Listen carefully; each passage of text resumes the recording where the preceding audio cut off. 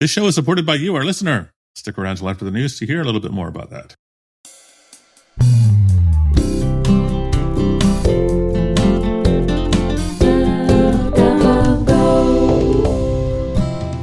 This is Cup of Go for February 28, 2025. Keep up to date with the important happenings in the Go community in about 15 minutes per week. I'm Jonathan Hall. And I'm not shy. I'm Lane. Hi, Lane. How's it going? Good. How are you? Doing great. Glad to be here. Glad to be a guest host. Weird, yes. But, we're doing it. Yeah. So you've been on the show before. It's been a while, close to 2 years, I think. Yeah, probably coming up on 2 years. That's kind of crazy. You were on episode number 16, May 15, 2023. Almost 2 years. It's early. Yeah, that's awesome. Yeah. Well, thanks for stepping in. Shai is middle of traveling. I don't know if he's in the air right now, but he's migrating to the United States this week. So too busy for him to be with us today. So thanks for stepping in. Yeah, happy to do it. Let's dive into some news. We have a few quick updates. I'm not going to go into a lot of detail because we talked about these already. The big one you've all been waiting for, of course, is why did you upgrade your crypto packages on Monday? We talked about last week that a pre-announcement had come out, but we didn't know what was in it. We know what's in it now. Both the golang.org/x/crypto and golang.org/x/OAuth2 packages had security releases on Monday. DOSs, basically. For crypto, it's related to SSH file transfers.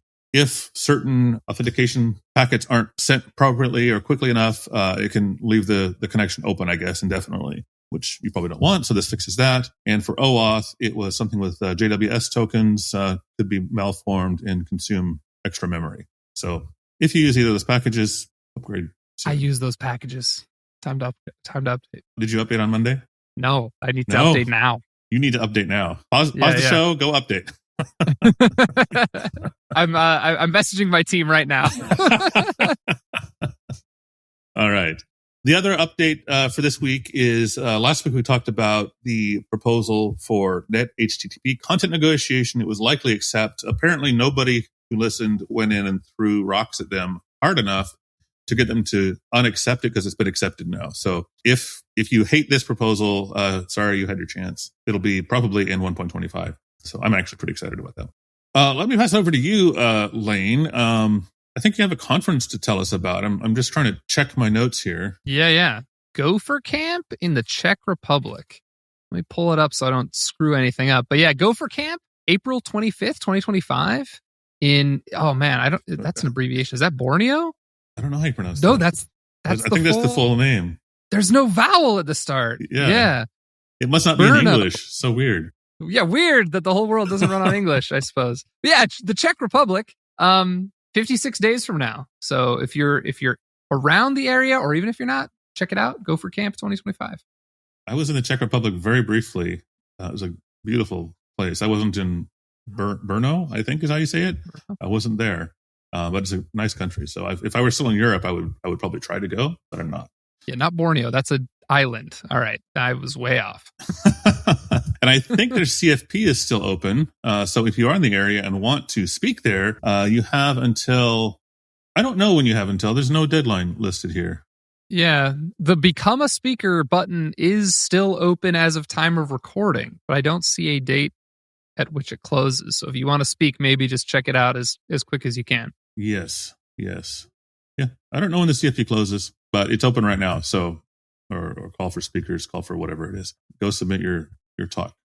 And we also have a new blog post from the official Go team about, this is an interesting one because it's gotten a lot of attention. We talked about it without really going into any details on the show.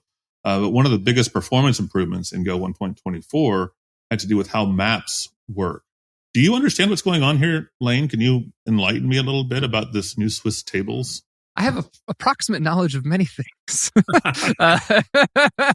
Take whatever I say here with a huge grain of salt. I've just done some brushing up on Swift tables specifically for this. So we'll see if I can do any sort of justice. I'm sure we're going to link down to the actual article, right? On go.dev. Yes. For those of you that want the correct interpretation. But so maps are like crazy tricky.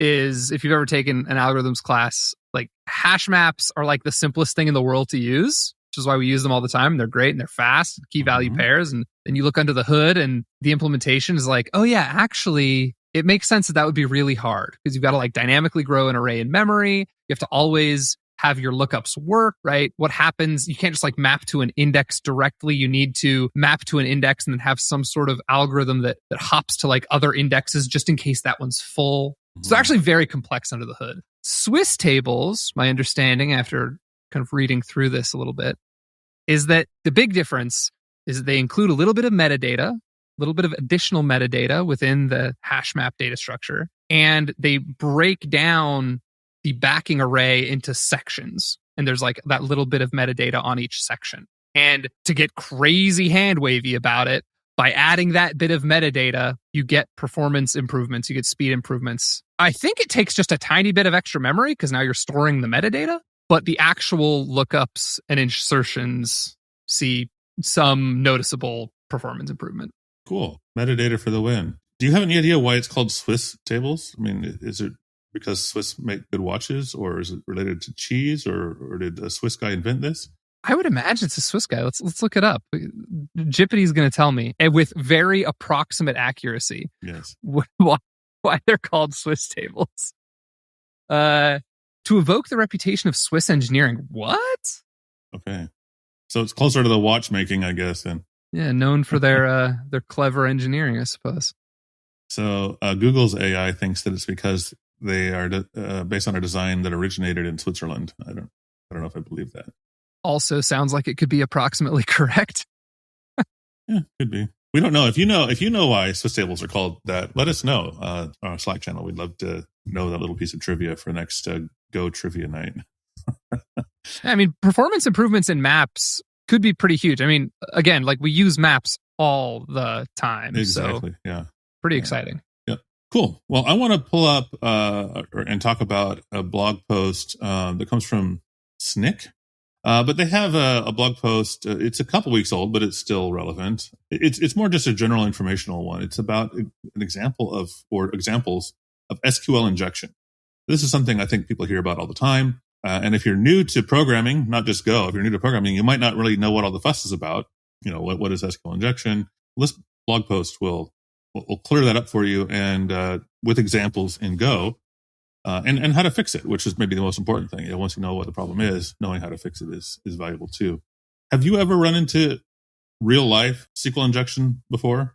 I've ran into real life code that was vulnerable to SQL injection. I've never had an exploit on like my production database. Yeah. I've never had like a little Bobby tables. If you're new to SQL injection, you know, Google little Bobby tables, XKCD.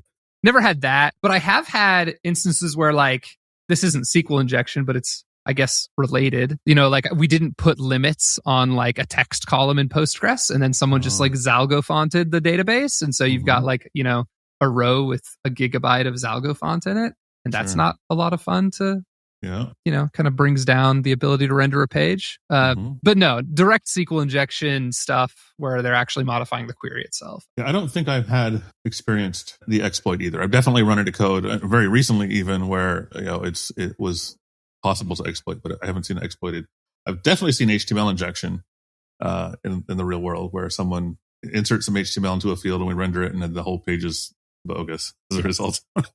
Yep. So I suppose I should have clarified this at the top for anybody who is new to this. The idea of SQL injection is if you don't escape or properly handle your query parameters, if you take user input that says, for example, semicolon drop table users, the query, when it's executed, might actually drop that table because it would generate an improper query that doesn't do what you expect.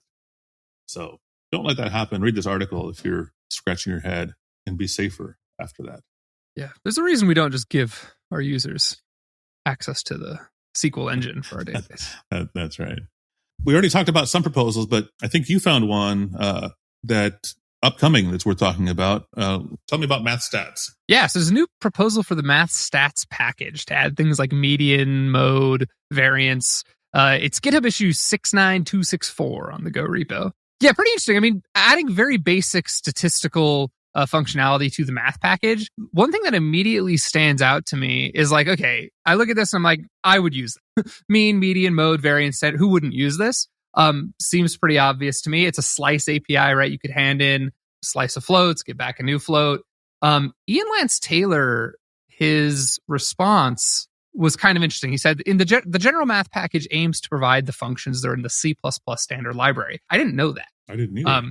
Yeah, it sounds like the Go team wants to keep the scope of the math package coupled to C++, which is kind of like, I wonder why that doesn't seem obvious to me. Like that the C++ is like achieved, perfection in the math package. But I mean, there might be good reason for it. So I wonder if there's, they're considering adding it somewhere else, aside from the direct math package. But that is interesting to know that's how they think about that. That is interesting. Yeah, I wonder if that's the only package that's designed that way, or if there are other packages that are intended to mimic the C++ standard library or some other standard library.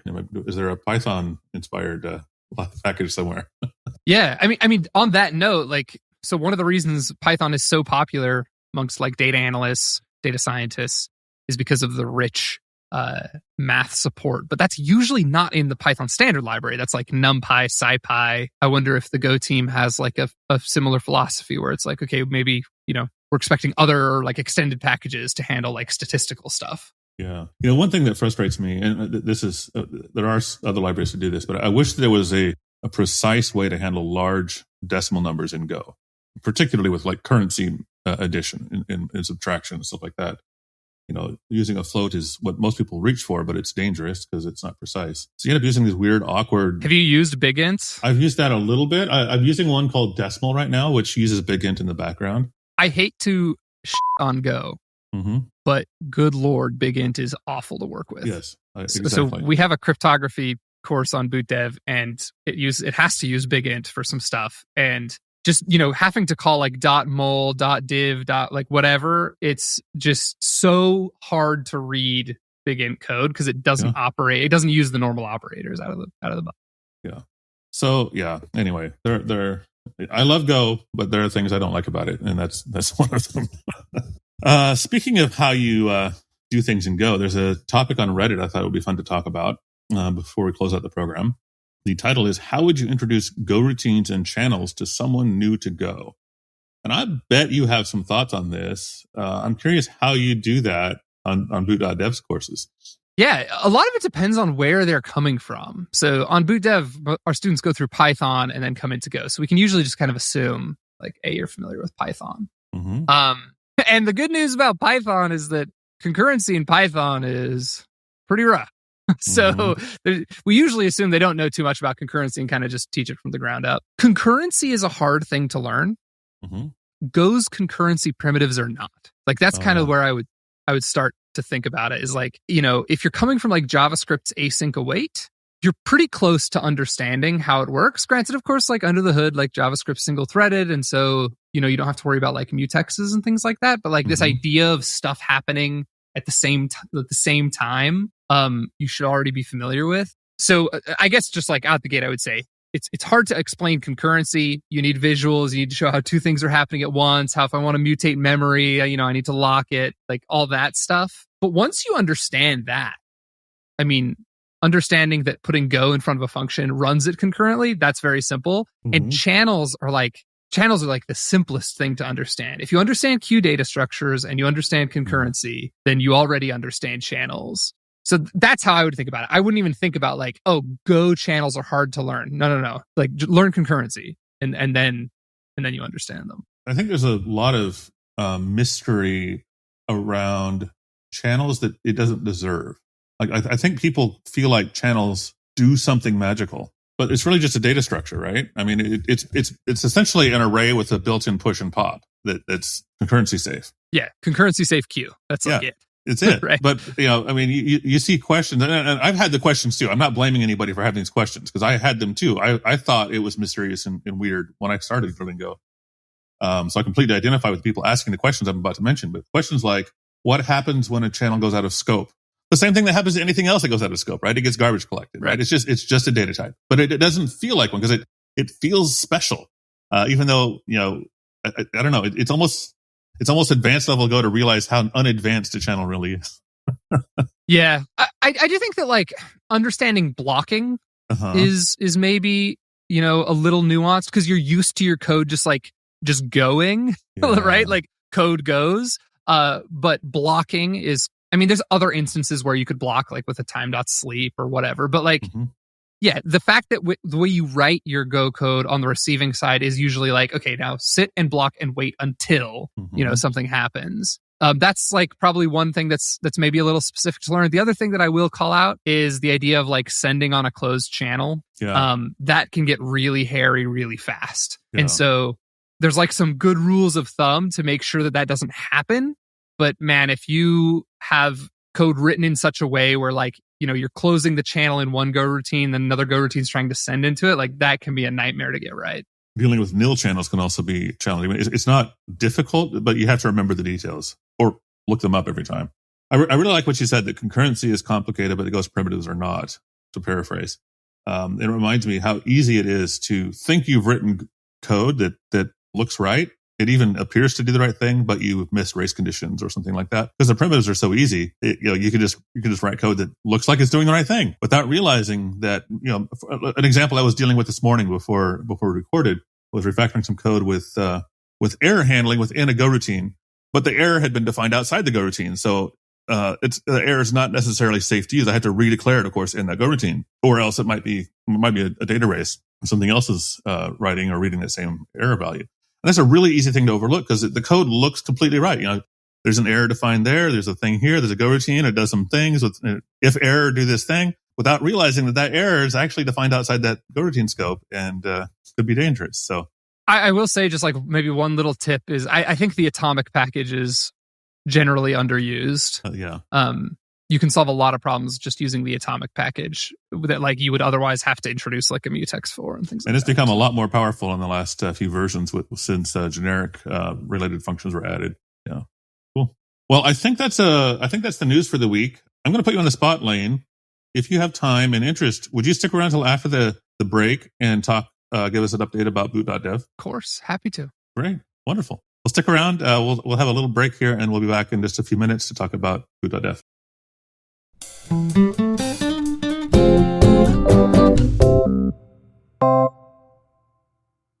Thanks for listening this week. Without Shai, I don't know what our Patreon looks like. I don't know if we have new members. If you're new, thanks for subscribing on Patreon. Stick around till next week. We'll read out your name when Shai's back. I just don't have access to Patreon. So, that's Shai's department. Aside from Patreon, you can also support us just by sharing the show with a friend, with a colleague, with a coworker, with your pets, whoever, students that you're working with. I don't know, put a billboard in front of your house about the show, whatever you want to do to let people know the show exists. We don't advertise, so rely on word of mouth. You can also join us. We love chatting with our listeners. We're on the Cup of Go Slack channel on the Gopher Slack. That's cup-o-go, all uppercase. You can also email us at news@cupofgo.dev. You can go to the website at cupofgo.dev and find these links I just mentioned, as well as link to our swag store where you can buy Cup of Go cups or t-shirts and a few other goodies. Leave a review if you would, wherever you listen to your podcasts. Leave a rating. Let us know that you like the show. I'm sure I'm forgetting something. Shai usually does a better job of these ad breaks. Does it seem like I forgot anything, Lane? I couldn't tell you if you did. If you were listening, would you expect me to say something else now? Like and subscribe. Smash that like button. That sort of thing. Smash the like button. There you go. That's the one. Something felt off. Yes. All right. Well, stick around. Lane and I are going to have a short chat about boot.dev. If you're not sure what boot.dev is, definitely stick around. It's a fun learning platform. We'll talk about that in just a moment.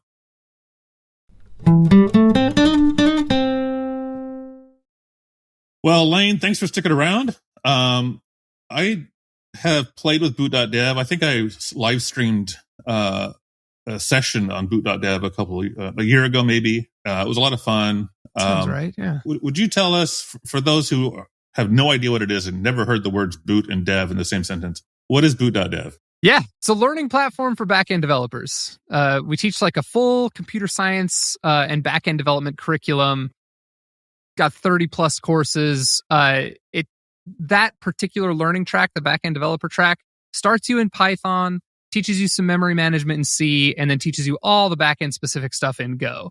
So we have a lot of Go specific courses. Obviously, we teach the Go programming language, but then also HTTP clients, servers, cryptography, CI/CD, all that kind of stuff in Go. because I love Go. And so we started there. How many students do you have? Or is that a number you're willing to share? Yeah, happy to share. So last I checked a few weeks ago, about 500,000 registered and about 24,000 paying members. Cool. And for that, like, just to understand that distinction, all the content on boot.dev is free to read and watch. So definitely can check it out. It's the interactive components of the site that are for paid members after a certain trial period of 3 chapters. And the thing that's unique about boot.dev, at least from my perspective, isn't so much that it's a learning platform, because there's lots of those out there, but the interaction has this sort of fantasy Dungeons and Dragons sort of feel to it. Talk about that a little bit. What makes boot.dev unique in that regard? Yeah, that is it's the game experience, and just how kind of crazy hands-on our courses are is the differentiating factor. Like I said, and we have to have that because, like I said, all the content's free. So if we didn't have that, we wouldn't have a business. But yeah, we've got these various mechanics, things like, a daily streak that you keep alive, quests, right? Every day when you start, you choose a easy, medium, or hard quest for the day. We've got potions that give you bonus XP when you pop them. We think about it as a more fun take on a Pomodoro timer. Okay. If you're into the idea of setting a half hour or an hour long study session. We've got Boots, AI Bear Wizard. He uses the Socratic method to kind of help you through your lessons. But all that stuff is fun, and it's designed to help you stay engaged with your studies. The thing that's most interesting from to a more technical audience, in my opinion, is the lengths we go through to make the lessons interactive, because it's not a consumption first platform, it's a doing first platform. So I'll just use the example of our HTTP servers course that's written in Go. You build a server on your local machine using the standard library. You build auth, you build webhooks, kind of start to finish, the whole thing. And we shipped a custom CLI tool that you run on your own machine that makes HTTP requests locally against your server and actually runs checks against it. So I remember that. That's been the real differentiator, kind of aside from just the fancy gamification skin on everything. Yeah. So I've heard people talk. I had a mentor that I was working with for a while who, I think he heard about me on your podcast and then looked me up and hired me as a mentor for a while. And, he was talking about how fun it was to play boot.dev, and, the fantasy element was great. But I do remember when I did this live stream, I remember being impressed that I could you didn't just trust me to build a web server and validate that it was working right.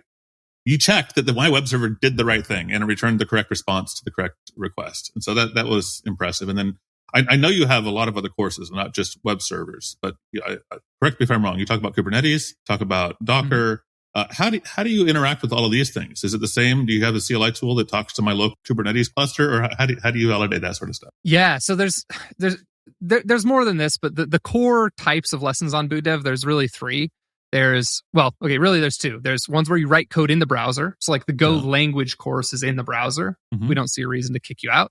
But then the courses where you have to do more complex, bigger project building, like the servers course, you do it all on your local machine, and then you install the boot.dev CLI. And that CLI is incredibly flexible.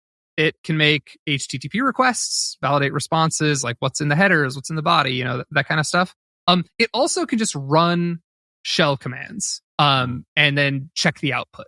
So another thing that we commonly will do is just cat a file and make sure that you created it properly, right? That you put the right stuff in there.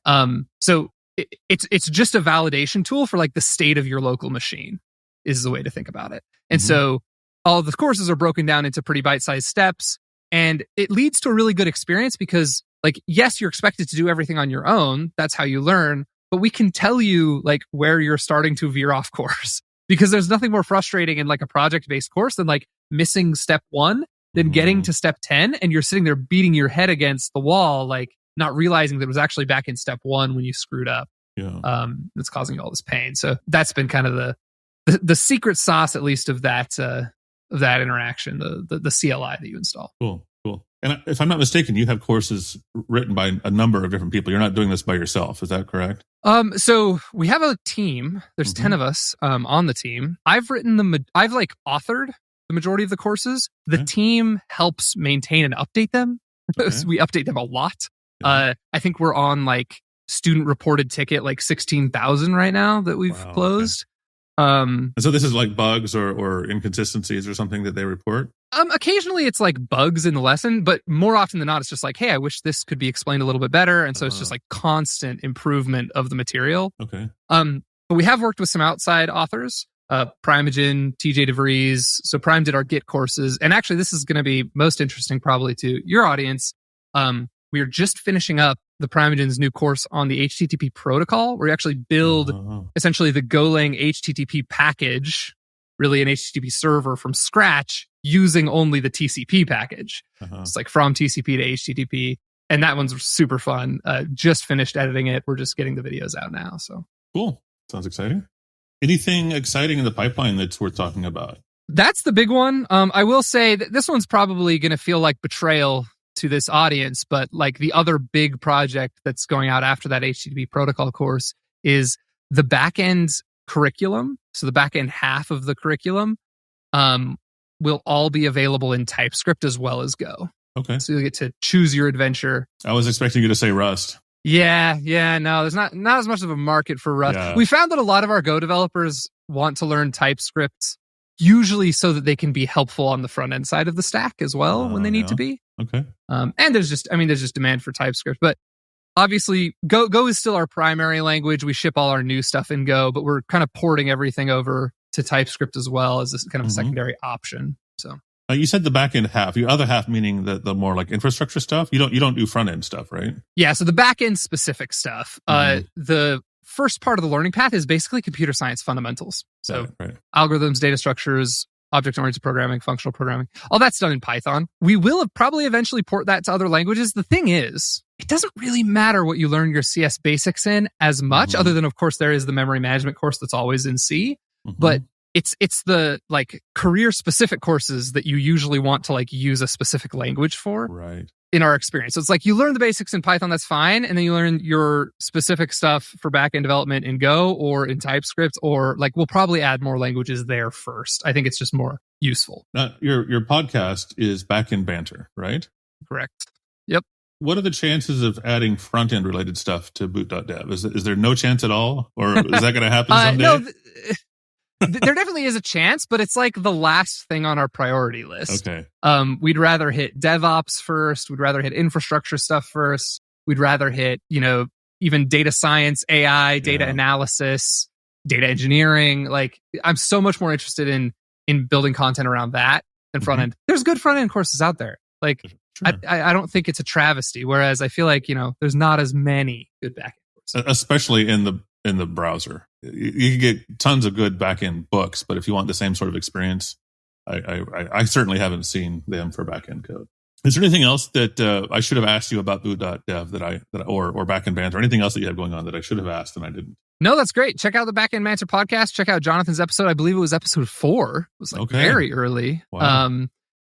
And the boot.dev YouTube channel, we publish our courses for free on the YouTube channel, like complete walkthroughs. So again, like if you're not interested in a paid membership, which is totally okay. All our content's free, so feel free to check it out. Well, you were the co-host today, and then I tricked you, and got you to be an interviewee also, which means I get to ask you our stumper question to all the interviewees we do. And I haven't prepared Lane for this at all. Usually we give our interviewees a little heads up that this is going to happen. So we'll see. The question is, who has been the most influential for you in learning Go? I'm going to cheat and pick 2. Okay.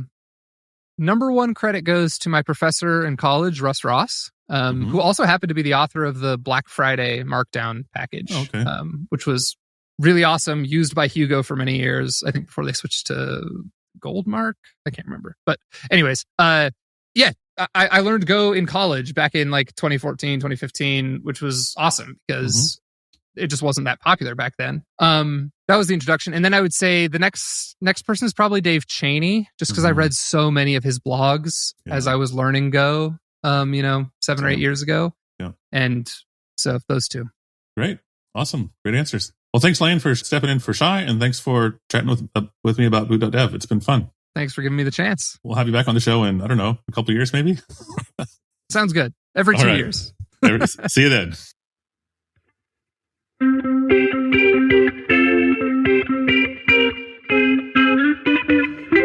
Program exited. Goodbye.